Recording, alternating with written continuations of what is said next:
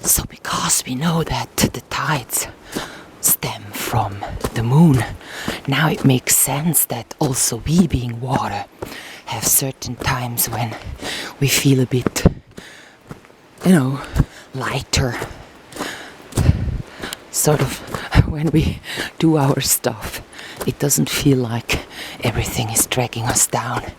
And also the plants and, all sorts of things that have an up and a down. So when there is a circulation or water involved, so like when you have all the water kind of in the earth, in the roots, nothing is up. Then of course if you then cut the plant, whatever is above the earth doesn't have the vital substance, the water in it, right? So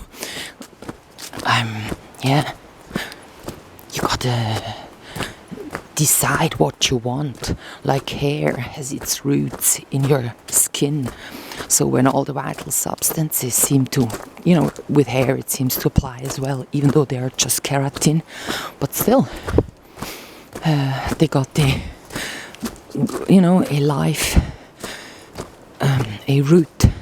So when all the water is in that root, then it's good to cut the hair, because you don't want to cut off any of that energy. But when you're wanting to cut off something that you want to eat, like salad, and all the energy is in the roots, like early in the morning, the sun hasn't been out, so if you cut something right then everything is in the roots, just like at night, rather than in the leaves and stuff. So then of course you don't eat any, you could do it more optimized, cutting the salad when it's the right day and time, maybe. So with wood it's the same. You want to have sort of, the wood, once it's cut it needs to dry, but still you don't want it to sort of get splices. So there is rules when you should timber the trees if you want to build something from it, or if you want to burn it. That's a different thing. So the moon is involved because the moon does tear water up and down, like the Earth's crust is actually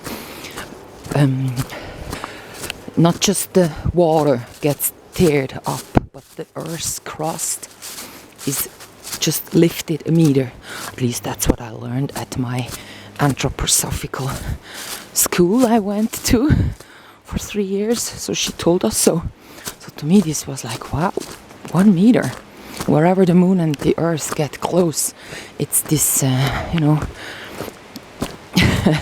they still have no formula for gravity, but when two things get close, they attract each other, they just tear each other towards each other when they're far away, but when they get real close, they can't really touch each other totally at all, because there is a force going out that prevents things to touch, at least on a atomical level. They say that things hover beside each other, never touch. So yeah, these things the elite kind of, mixes up, and now we got this esoteric thing with people buying runes and gemstones. The gemstones, they can do good because that's a geometrical structure that can vibrate the way it's built. So that's why it can heal you when you got the right stones. And sometimes it's just the color. Color healing is effective as well, not just bulbs you're sitting in front of, but also stones that you admire and look at.